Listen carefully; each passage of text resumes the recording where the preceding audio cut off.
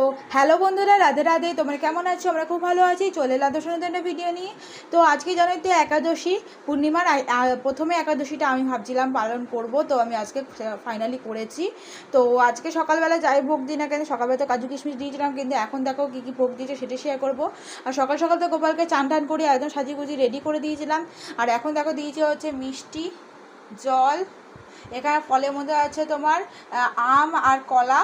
তো আমগুলো দেখো আমি কিন্তু খোসা ছাড়ি এখানে ছোটো ছোটো করে টুকরো করে কেটে দিয়েছি। আর এখানে দিয়েছি হচ্ছে ছানা। তবে জীবনে প্রথমবার আমি ছানা কেটে দিয়েছি। আর তোমার হয় যে এইটুকু 100 গ্রামের দুধকে মানে দুটো লেবু দিয়ে কেটে, দুটো লেবু না, দুটো ফালা মানে একটা লেবুকে একটা ফালা করে কেটে সেটা দিয়েছিলাম।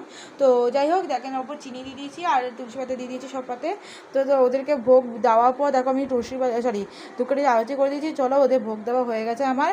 তো তোমাদের যদি ভিডিওটা ভালো লাগে তোমরা লাইক কমেন্ট শেয়ার করতে ভুলো না। চ্যানেল সাবস্ক্রাইব পাশে থেকে এখন তো টাটা, দেখা হচ্ছে ওদের একটা মিষ্টি ভিডিওতে। আর সবাইকে জানাই রাধে রাধে।